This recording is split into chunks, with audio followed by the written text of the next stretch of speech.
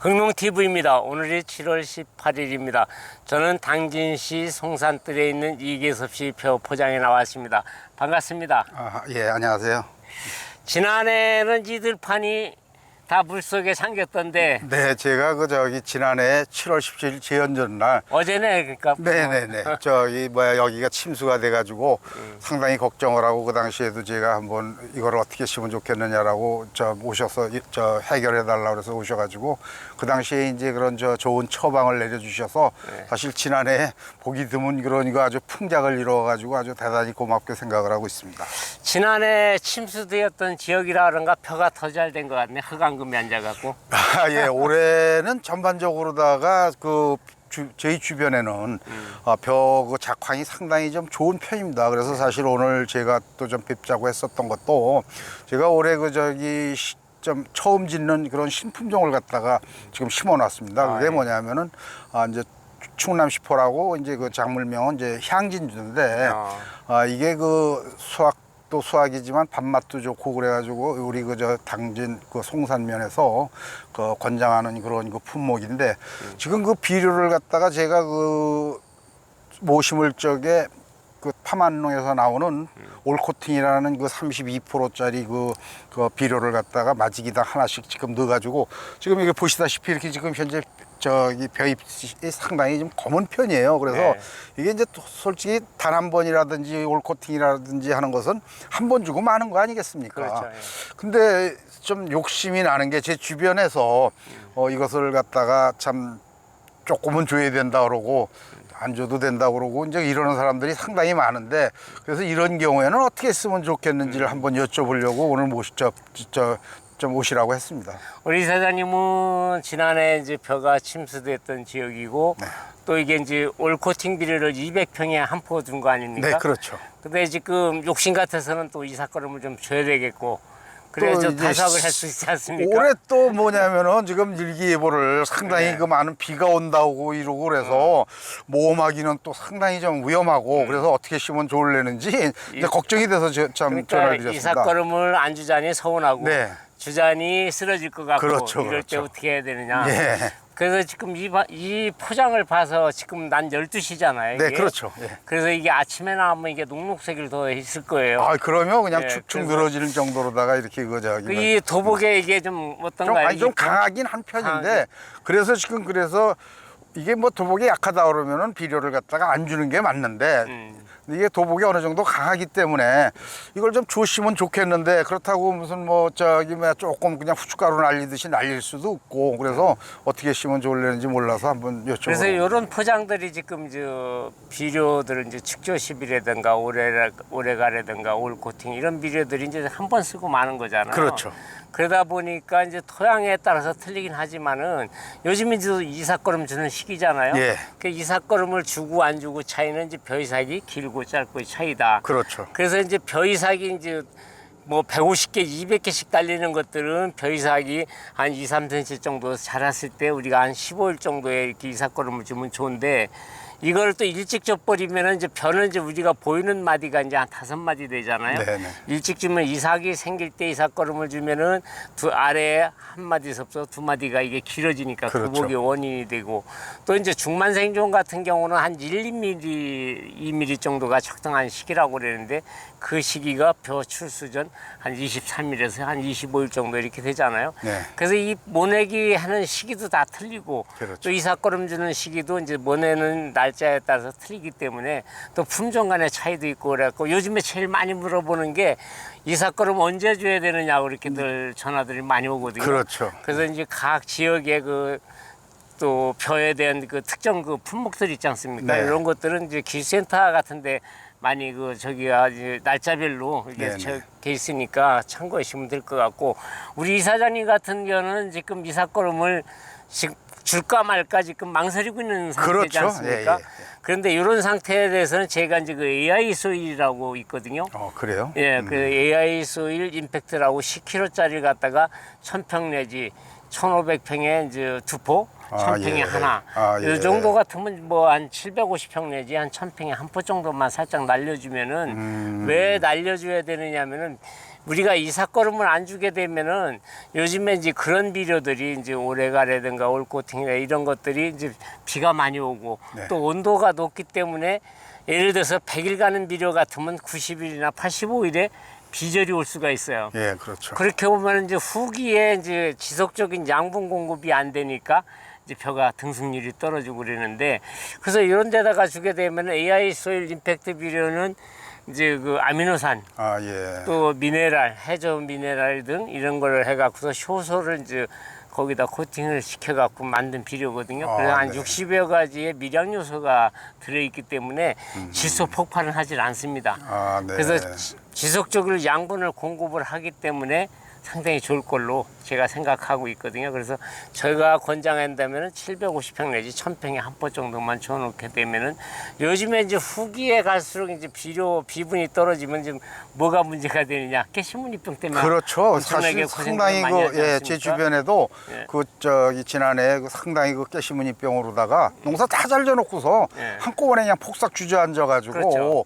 그래서 그 저기 뭐 농사를 망친 사람들이 많고 그래서 저한테 이제 그것 때문에 물어보는 사람들도 이제 상당히 많은데 사실 조금 전에 말씀하셨듯이 그렇다고 하면은 우리 그 농민들로서는 상당히 좀 유리한 게 사실 그 노란뱀이에 이제 저희가 보통 사실 그 올해 제가 그 지금 현재 재배하고 있는 그 해들 같은 경우에는 이를 저희가 그 1200평에다가 약 한 3포 정도 그 이삭거름을 줬는데 그러면 그걸 갖다가 우리가 그 논으로다가 지금 가지고 다니면서 주긴 좀 어렵고 네. 그래서 이제 그 드론으로다 살포하는데 사실 그 살포비가 만만치가 않은데 그렇다 그러면 이거는 뭐냐면은 효과도 있으면서 양을 줄이기 때문에 네.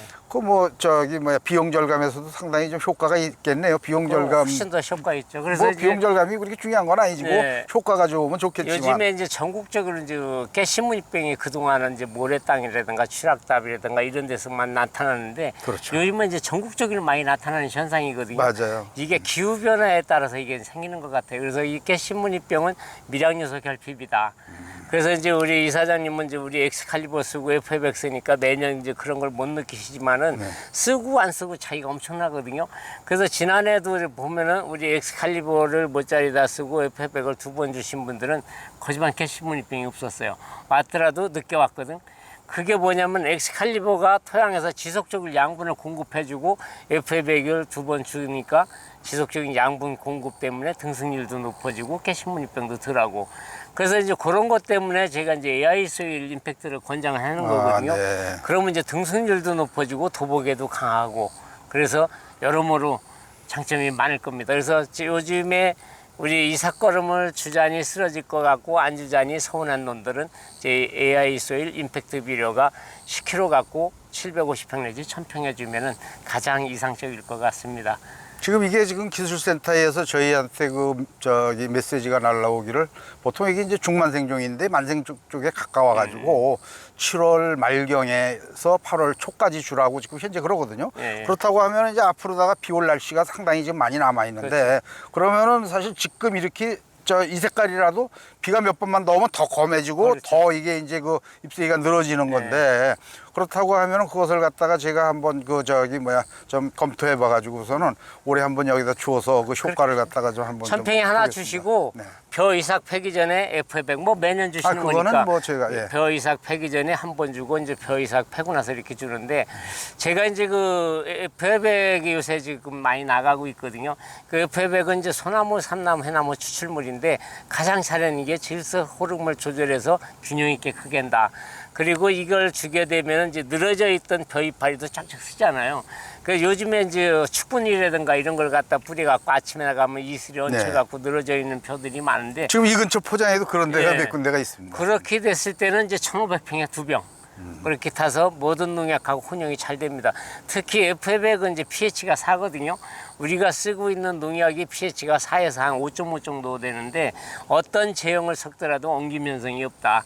그래서 이상적이고요. 또 출수 후에 주게 되면은 이제 등승률도 높아지고 이제 수확기도 앞당겨지고 또 제가 이제 매번 얘기하지만은 FA백하고 엑스칼리버를 모짜리다가 처리하고 FA백을 2번 준 게 전남농업기술원에서 2023년도에 그 데이터가 나와 있어요. 그래서 그렇게 근데 했을 현재 때 그거보다도 예. 지난해에도 말씀드렸다시피 조생종인 변대도 예. 벼를 말려서 실려 보내려고 했더니 예.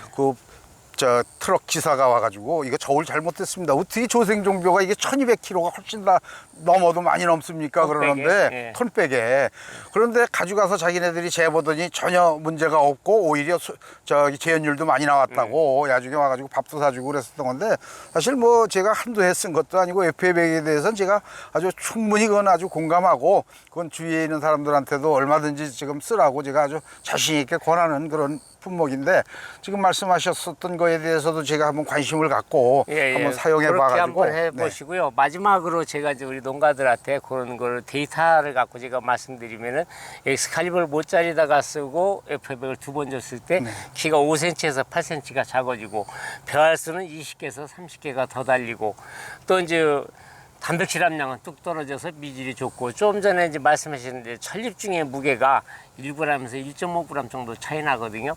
그렇게 천립중 무게가 1g 차이 난다 그러면 톤백의 무게가 100kg에서 120kg 차이 나는 거거든요. 거기다 또 중요한 게 하나가 있는 게요. 네. 사실 작년도 그렇고 올해 제가 지금 현재 이것을 갖다가 꼭 써야 되겠다고 하는 이유가 사실 그걸 약간의 그 어떤 그 오해를 하는 사람들은 이게 이제 그 잎새기를 갖다가 그 아주 건강하게 하고 이러니까는 녹색이 그냥 빌 때까지도 그렇죠. 파라니까 네.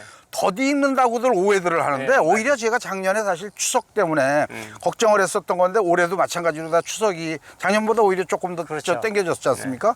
그래가지고서는 이것을 갖다가 작년에 사실 제가 3번을 썼습니다. 예. 3번 써가지고서는 그 수확기를 갖다가 상당히 한 일주일 이상 땡겼어요. 그렇죠. 그래서 올 같은 경우에도 지금 제가 이제 그 잠정적으로다가 9월 7일 날 지금 벼를 빌려고 지금 현재 생각을 하고 있는 건데 다른 사람들은 지나가면서 그때 못 빈다 그래요. 근데 작년에 이거보다 더 침수폐 때문에 좀 더뎠는데도 9월 7일 날 비었었거든요, 작년에.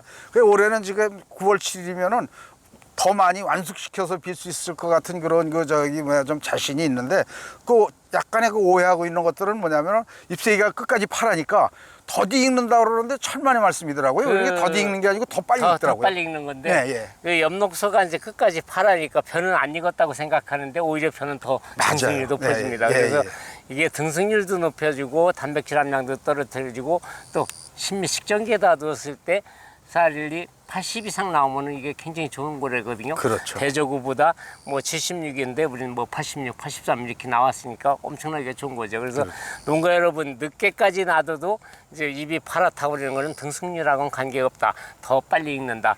그리고 우리 FA백 친 것들은 손목이는 사람들이 엄청 좋아합니다. 맞아요. 이 엽록소 때문에. 네네. 그래서 서로 돈을 더 주고 사가려고 그럴 정도인데 제 지인 하나가 저쪽 둔포에서 이제 그 농사를 갖다가 많이 짓는 사람이 있는데 그 사람은 이제 오히려 어떻게 보면 소를 키우기 위해서 네. 농사를 한 7만여 평 그 짓는다고 그래요. 소를 볏짚 오로지 때문에. 볏짚 때문에. 그리고 또 이제 뭐냐면은 그 축분을 갖다가 그 처리할 때가 요즘은 만만치가 그렇죠. 않아가지고 그래서 이제 그걸 갖다가 이제 논에다 피고 이래가지고서는 그 뭐 자기네 논은 늦게까지도 검은데 짚을 마를 적에 짚 잎이 부서지질 않는데요. 그래가지고선 짚량이 다른 그 사용 안 한 사람보다 1200평에서 적어도 한 3덩어리 정도의 차이가 난다고 그러더라고요. 저는 뭐 축산에 대해서는 잘 모르겠는데 그분이 아주 매년 FA백 아주 적입니다. 매년 가졌다. 아시죠? 예. 저 얘기 들어봤습니다. 그분이 그 얘기를 하시는데 예. 자기는 그걸 갖다가 쓴 지가 오래됐다고 그러는데 짚량이